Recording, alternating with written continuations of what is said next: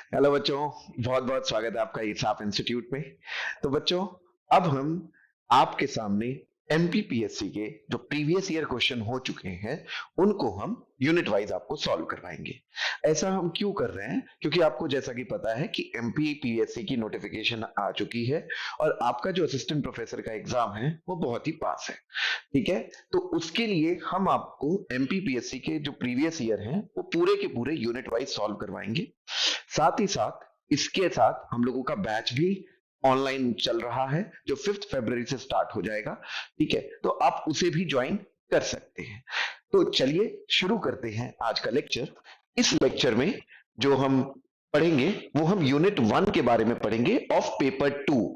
हाँ, तो मैं बता देता हूं, पेपर 2 में आपको सॉल्व करवा के डलवा दे रहा हूं यहाँ पे।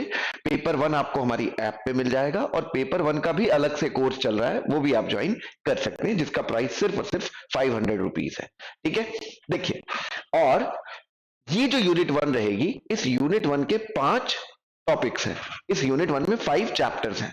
कैसे कैसे? Chemistry in ancient India, general introduction of ancient Indian chemical technique, chemistry of ancient metals, ancient Indian chemist, introductory ideas about group of रसस और रस रत्न ग्रंथ। ठीक है, तो ये 5 यूनिट रहेंगी। ठीक है बच्चा, और इन पांचों से जो भी क्वेश्चन असिस्टेंट प्रोफेसर 2022 यानी 2022 में आ रखे हैं उन सभी को हमने यूनिट में से भी चैप्टर वाइज डिवाइड कर दिया है और उसके हिसाब से मैं आपको क्वेश्चंस कराऊंगा। ठीक है बच्चों, चलिए कंटिन्यू करते हैं। अच्छा, ये करने से पहले आपको प्राइसेस बता दूं। जो हमारा बैच है, जब तक एग्जाम होगा, एग्जाम होने तक का जो प्राइस है, अगर आप ज्वाइन करना चाहते हैं तो उसका जो प्राइस है वो 2999 है। अगर आप अगले भी 6 मंथ्स तक रखना चाहते हैं, यानी जो आगे एग्जाम्स आएंगे, सेट जो जहां पे भी आपको इनकी जरूरत पड़ेगी, उसके लिए आप सेट का एग्जाम हुआ या फिर कहीं भी, उसका जो प्राइस रहेगा वो 3999 है। और अगर आप इसका 12 महीने का एक्सेस चाहते हो तो उसके लिए प्राइस है सिर्फ 4999। तो आप इसको ज्वाइन कर सकते हो। हम इसके लिए बस आपको क्या करना है, हमारा जो ऐप है एसएप इंस्टीट्यूट डाउनलोड करना है। अगर कोई आईफोन वाला है तो उसको माई इंस्टीट्यूट ऐप डाउनलोड करना है और ORG कोड होगा वहां पे, OJQGG, वो लगा देना है। अगर आपको कोई दिक्कत आती है तो आप हमारे नंबर जो नीचे दिया हुआ है उस पर कॉल कर सकते हैं या मैसेज कर सकते हैं, हम उस पर आराम से आपको पूरी पूरी इंफॉर्मेशन दे देंगे। तो चलिए शुरू करते हैं बिना किसी देरी के। ठीक है, तो ये हमारी यूनिट 1 रहेगी। यूनिट 1 का जो पहला चैप्टर है वो है chemistry in ancient India. Chemistry in ancient India के अंदर अगर आप देखोगे तो हमें क्या पढ़ना होता है, हमें रसशाला के बारे में पढ़ना है, रसायन रस क्रियशाला, इट्स इंस्ट्रूमेंट और उसके यंत्रांश के बारे में पढ़ना है। कहने का मतलब जो भी इंस्ट्रूमेंट्स यूज होते थे, जो भी टेक्निक्स यूज होती थी, उन सब के बारे में हमें पढ़ना है। डोल यंत्र, सदेनी यंत्र, पटन यंत्र, अधपटन यंत्र, आधा मतलब नीचे जो डाउनवर्ड की तरफ होता है, कोष्ठी यंत्र, विद्याधर यंत्र, ढेकी यंत्र, त्रियक पतन यंत्र, बलुक यंत्र, कश्यप यंत्र, धूप यंत्र, डमरू यंत्र and their working and their uses. ठीक है बच्चों, तो ये सब कुछ हमें पढ़ना है। अच्छा, तो आपके लिए मैं एक चीज और भी कर दे रहा हूं, मैं आपको इसके जो शॉर्ट नोट्स होते हैं वो मैं आपको नीचे प्रोवाइड करवा दूंगा, आप उसे भी डाउनलोड कर सकते हैं। ये इसमें क्या क्या पढ़ना होता है वो आप अच्छे से देख सकते हैं अगर आप स्वयं तैयारी करना चाहते हैं। अगर आप चाहते हैं कि कोई आपकी हैंड होल्डिंग करके आपको अच्छे से पढ़ाए तो आप हमारा बैच ज्वाइन कर लीजिएगा, वो भी आपके लिए हेल्पफुल होगा। ठीक है, चलिए, तो ये पहला क्वेश्चन है। पहला क्वेश्चन है एंशिएंट इंडिया की हिस्ट्री से, मतलब जो जहां से स्टार्ट होती है, इसमें है किस युग में रसायन विज्ञान का विकास एल्कीमी और आइट्रो केमिस्ट्री के रूप में हुआ। अच्छा, पहले केमिस्ट्री को अल्केमी कहते थे, मतलब जो मतलब वहां पे अब भारत में बदलते बदलते वो केमिस्ट्री हो गई। ठीक है, तो ये सारे आपको 4 ऑप्शन दिए, 800, 900, 900, 1100, 1100, 1300, 1300, 1600। In which era chemistry developed as alchemy and iatro chemistry. ठीक है, तो आप अगर पढ़ने जाएंगे तो हमने जो जो भी इस काल है, जो भी इस पीरियड है, उसको 5 पार्ट्स में डिवाइड किया होता है। ठीक है, प्री वैदिक, फिर वैदिक और आयुर्वेदिक, फिर ट्रांजिशन पीरियड, फिर तांत्रिक पीरियड और लास्ट में है आपका अल्केमी और आइट्रो केमिस्ट्री पीरियड। ठीक है बच्चों, तो ये वाला जो पीरियड है, ये वाला जो 1100 से 1300 होता है, ये तो तांत्रिक पीरियड है, ये तांत्रिक पीरियड है। ठीक, उसके बाद जो लास्ट वाला पीरियड आता है 13 टू 1600 BC, यहां पे हम लोगों ने, यहां पे हम इसको आप अल्केमी और हाइड्रो केमिस्ट्री, आइटोकेमिस्ट्री मतलब मेडिसिन में जहां यूज कर सकते हो आप, ठीक है, पीरियड कहा जाता है। तो आपका आंसर डी आना चाहिए। क्लियर है? और इसको एमपीपीएससी ने भी डी ऑप्शन दिया है। ये जो भी लिखा होगा इसका मतलब है बाय एमपीपीएससी क्या है। ठीक है बच्चों, अगर कहीं भी आ, सही आंसर कुछ और होगा और एमपीपीएससी ने कुछ और दे रखा होगा तो वहां भी मैं आपको बताऊंगा, पर इसमें यूनिट 1 में ऐसा कुछ नहीं। यूनिट 1 में जो ही आंसर है वही उन लोगों ने दे रखा है। ठीक, चलिए अब हम आते हैं सेकेंड क्वेश्चन पे। सही बात है। सेकेंड क्वेश्चन आप जरा देखिए। प्राचीन भारत में रसायन शब्द के नाम से जाना जाता था। प्राचीन भारत में रसायन शब्द किसके नाम से जाना जाता था? मतलब केमिस्ट्री वॉज नोन एज, इसीलिए आपको ना दोनों रखना चाहिए अपने पास, आपको समझ में आ जाती है कि in ancient India the word chemistry was known as. Chemistry कैसे, केमिस्ट्री को क्या क्या नामों से जाना जाता था बच्चों? केमिस्ट्री के क्या क्या नाम थे? तो असल में देखिए इसके ना तीन नाम थे। मतलब आप रसायन शास्त्र भी बोल देते थे,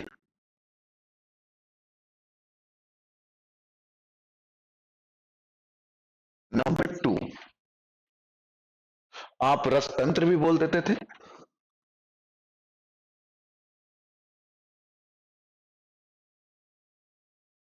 या फिर आप रसक्रिया भी बोल देते थे। ठीक है, ये तीनों नाम चलते थे। हमें इन तीनों में से कौन सा नाम देखा है? क्या रसायन विज्ञान है? नहीं है। क्या रसायन शास्त्र बोला जाता था? बिल्कुल बोला जाता था। ठीक, ये सब केमिस्ट्री के वर्ड्स हैं जो यूज होते थे। क्या रसायन वाटिका बोला जाता था? नहीं बोला जाता था। क्या रसायन साइंस बोला जाता था? नहीं बोला जाता था। ये बोलते थे रसायन शास्त्र। तो आंसर बी आना चाहिए। देखते हैं एमपीपीएससी ने क्या दिया है। एमपीपीएससी ने भी रसायन शास्त्र दिया है। ठीक है बच्चों, चलिए अब which यंत्र was used by alchemist for the extraction of essences of metal? essences of metal निकालने के लिए कौन से यंत्र का यूज होता है? देखिए आपको मैं बता दूं, ये सारे के सारे यंत्र आपको पढ़ने हैं। जितने भी यंत्र इन लोगों ने बता रखे हैं ना, वो सारे के सारे यंत्र आपको पढ़ने होते हैं। डोलो यंत्र, पटन यंत्र, कोष्ठी यंत्र और स्वदेनी यंत्र, सबके सबका अपना अपना यूज है। उसको डिटेल में मैंने नोट्स में डाल दिया है, आप नोट से ले लेना बच्चों। ठीक, अभी मैं बता देता हूं। एसेंसेस ऑफ मेटल निकालने के लिए आप कोष्ठी यंत्र का इस्तेमाल करते थे। एसेंसेस ऑफ मेटल निकालने के लिए आप कोष्ठी यंत्र का इस्तेमाल करते थे। ठीक है, कैसे? एसेंसेस ऑफ मेटल का मतलब ये जो स्मेल्टिंग और कैल्सिनेशन जहां पे यूज होता था, कोष्ठी यंत्र उसी के काम आता है। डोलो यंत्र, पटन यंत्र, स्वदेनी यंत्र, पटन का तो भी बताना ही पड़ेगा, चलो ठीक है, पर डोला और स्वदेनी का आप नीचे नोट्स में देख लीजिएगा। ठीक है बच्चों, चलिए तो आंसर भी कोष्ठी यंत्र है अकॉर्डिंग टू एमपीपीएससी। चलिए अगला question. How many types of laboratories instrument that had been described in the Rasaratna Samuchchaya? Rasaratna समुच्चय में कितने तरह के इंस्ट्रूमेंट्स को डिफाइन किया गया है? आंसर है मोर देन 32। मोर देन 32, 32 से भी ज्यादा, कभी कभी 40 भी बोल देते हैं, पर ऐसे एग्जैक्ट जो वर्ड बोले जाते हैं वो बोला जाता है 32 प्लस। तो मोर देन 32, 32 से ज्यादा, 32 से ज्यादा आपके प्रयोगशाला उपकरणों का वर्गीकृत किया गया है रसल समुच्चय में, समुच्चय में, रसरल समुच्चय में। ठीक, तो आंसर इज मोर देन 32। चलिए, during ancient period the chemist use Patan यंत्र, मैंने बताना ही था, मैंने बोला था ना पटन यंत्र का, तो मैं अभी आगे बताऊंगा ही। फॉर द पर्पस ऑफ, पटन यंत्र क्यों यूज होता था? ठीक, तो आंसर है डिस्टिलेशन एंड सब्लिमेशन।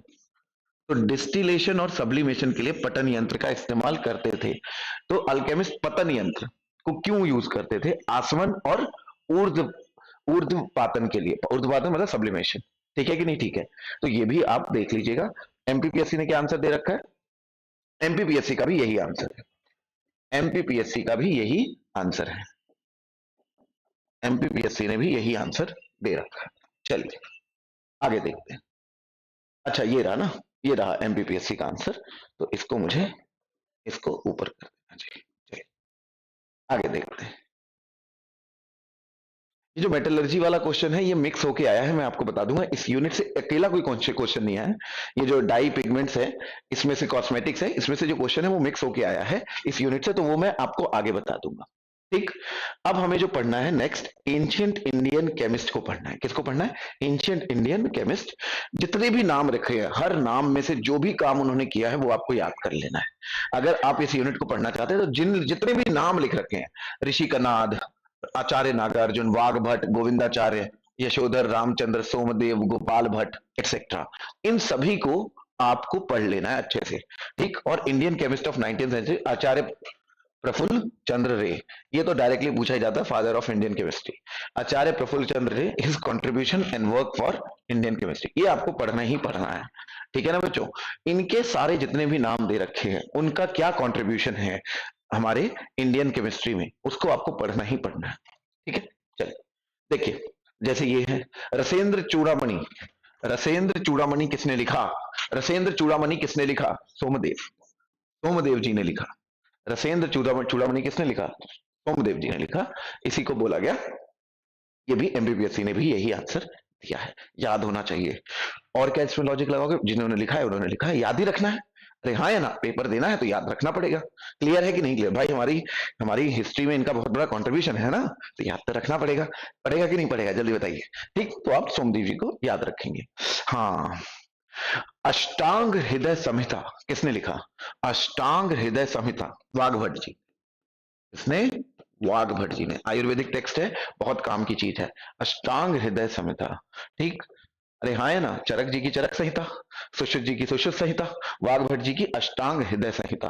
ठीक। नागार्जुन ने मरकरी पे काम किया, रत्नाकर वाला। ठीक। आगे देखते हैं, वाघ भट्ट जी हो गए। The main research work for Nagarjuna, देखो क्वेश्चन ही आ गया। The main research work of Nagarjuna, Nagarjuna का मुख्य शोध कार्य किस पे निर्भर था? मरकरी। अच्छा, मैं आपको बता देता हूं, इसका नाम आपने देखा होगा, रस है ना, रस शास्त्र, रसायन शास्त्र। रस का मतलब होता था लिक्विड, सही बात है, हाँ है ना। रसायन शास्त्र जो होता था, रस का शास्त्र यानी लिक्विड का शास्त्र होता था। तो अब आप इस बात को खुद को समझने की कोशिश करो, ऐसा कौन सा मेटल है जो लिक्विड है? वो है मरकरी। ठीक। बाकी गैलियम और सीजियम तो थोड़ा सा दबाने से ऐसे होते हैं ना, पर रूम टेम्परेचर पे ऐसा कौन सा मेटल है जो लिक्विड है? वो तो कौन है? मरकरी। तो मरकरी जो है, मरकरी को लिक्विड फॉर्म में पढ़ना खूब पढ़ा गया, इसीलिए पढ़ा गया क्योंकि वो अकेला ऐसा मेटल था जो आपका क्या था? लिक्विड था। और इसीलिए हम उसको रस शास्त्र में यानी रसायन शास्त्र में पढ़ते थे। क्लियर है? इसीलिए मरकरी पे खूब काम हुआ है, मरकरी पे भर भर के काम हुआ है उस समय पे। ठीक। चलिए, हाँ, who among the following is known as father of Indian chemistry? Father of Indian chemistry कौन है? आचार्य प्रफुल्ल चंद्र रे। आचार्य प्रफुल्ल चंद्र रे, याद ही रखना है आपको, इनका तो याद ही रखना है आपको। आचार्य, ये फादर ऑफ इंडियन केमिस्ट्री, भाई इनकी इनकी किताब है हिंदू फिलोसफी के ऊपर, केमिस्ट्री पे, आप उस किताब का भी नाम आप याद कर लीजिएगा। ठीक है, सही है। चलिए, among the following which book explains the importance of alkalis? निम्नलिखित में से कौन सी पुस्तक क्षारों के महत्व की व्याख्या करती है? कौन करती है बच्चों? वो है सुश्रुत संहिता। जहां पे जो सुश्रुत थे, यहाँ पे आपको मैंने सुश्रुत नाम बताया था, सुश्रुत जो थे, ये father of Indian surgery, father of Indian surgery कहा जाता है। ठीक है, उनकी किताब है सुश्रुत संहिता। उस संहिता में उन्होंने सर्जरी के बारे में, आयुर्वेदिक मेडिसिन के बारे में बता रखा है। ठीक। और उसी में उन्होंने अल्कलीज का इंपॉर्टेंट बताया आपके लिए। ठीक, वही है सुश्रुत संहिता। चलेगा? चलिए, अच्छा, इसमें तो ठीक, ये मैं करना भूल गया। कॉन्सेप्ट ऑफ एटम्स किसने दिया था? महर्षि कर्नाड ने। महर्षि कर्नाड ने कॉन्सेप्ट ऑफ एटम दिया था। किसमें दिया था? ये आंसर ऐसे ही लगा हुआ है, वैशेषिका दर्शन में। वैशेषिका दर्शन ने, जॉन डाल्टन से बहुत पहले इन्होंने, महर्षि कर्नाड ने ये बात दे रखी थी कि आप लोग, मतलब जो भी चीजें हैं वो इंडिविजिबल एटम से बन के रखी हैं। अरे हाँ या ना, सही है, एटम से बन के रखी हैं। ठीक है, तो ये बात इन्होंने ये दे रखी थी। ये जो न्याय दर्शन, किरणावली और ये उपासकार, ये सब बेसिकली मतलब फिलोसफिकल थॉट्स हैं। कर्नाड भी उसी का पार्ट आता है, तो मैंने इसीलिए इन सब के बारे में आपको नोट्स में दे दिया, देख लीजिएगा। तो सही है। चलिए, विच of the following is the oldest oldest Ayurvedic epic of India. Oldest Ayurvedic epic कौन है, जल्दी बताइए, ये तो बहुत ही आसान है। चरक संहिता। चरक संहिता, खूब नाम जाना जाता है इनका आयुर्वेदिक टेक्स्ट में कि सबसे ओल्डेस्ट एपिक कौन सी है, चरक संहिता। ठीक, चलिए। हाँ, अब आ जाते हैं महारस। अब जो हमारा है इंट्रोडक्टरी आइडियाज अबाउट रसास, रसरत्न एंड ग्रंथ। ठीक, इसमें महारस, उपरस, कॉमन रस, रत्न रस। ठीक, रत्न रस में धातु, पॉइजन, अल्कली, एसिड, सॉल्ट, लौह भस्म, इन सब के बारे में पढ़ना है। ठीक, और इसमें हम थोड़ा सा जो मेटलर्जी वाला पार्ट रह गया था, मेटलर्जी, पिगमेंट और डाइज वाला, वो भी इंक्लूड करके इसमें पढ़ेंगे। सही बात है। अकॉर्डिंग टू रसरत्न समुच्चय, रसरत्न समुच्चय जिसके अंदर 30+ इंस्ट्रूमेंट्स की बात हुई थी, which of the following is not included in महारस। महारस में कौन इंक्लूड नहीं किया जाता, मक्षिका, मीका, खरपरा और अंजना। तो आंसर है अंजना। अंजना को क्यों नहीं किया जाता, ये अंजना जो है ये आपकी कॉस्मेटिक्स में आता है। ठीक, कॉस्मेटिक्स में आता था। रसरत्न समुच्चय जो है उसने जो उसके जो 8 रस हैं, उसके जो 8 रस हैं, उस रस में इन सबको, मतलब ये बेसिकली ओर्स हैं, उनको उनकी बात की गई है। ये तो कॉस्मेटिक्स में आंख पे जो लगाने के काम आती थी वो अंजना होती थी। अरे सही है, ठीक है बच्चों, जो आंख पे लगाते थे वो अर्चना था। ठीक, तो अगर आप देखोगे, कोलिरियम भी बोलते हैं इसको, ये जो मतलब कॉस्मेटिक्स में कोलिरियम भी बोला जाता है, कोलिरियम। जैसे सुरमा उरमा लगाते थे ना, तो Sb2S3 था ये इसका पार्ट था। सही है, चलेगा कि नहीं चलेगा। मक्षिका आयरन पायराइट था, मक्षिका मतलब आयरन पायराइट, ये उसी का पार्ट था, या चालको पायराइट। मीका भी वर्ड बोला जाता है, अभ्रका भी बोला जाता है, यहाँ पे अभ्रका लिखा होगा, ये भी उसी का ही पार्ट है। तो बेसिकली अंजना जो था वो हमारा ये था, आंसर अंजना आ गया। ठीक है बच्चों, अब बुक रस वर्णम discuss the uses of, book रस वर्णम discuss the uses of. Book रस वर्णम किसकी बात करती है, तो ये भाई तीनों फर्नेसेस, ओवन्स और मेटल आइडेंटिफिकेशन सबकी बात करती है। इसके अंदर रस वर्णम के अंदर पूरे रस का वर्णन है कि आप कैसे कैसे उसको निकालेंगे, पूरे पूरे प्रोसेसेस बता रखे हैं, और उसमें सबकी बात होती है, फर्नेसेस, ओवन, बाई मेटल कैसे आइडेंटिफाई करेंगे और सब कुछ। ठीक है बच्चों, तो आंसर है ऑल ऑफ दी अबव। ठीक है बच्चों, तो आंसर क्या है, ऑल ऑफ दी अबव।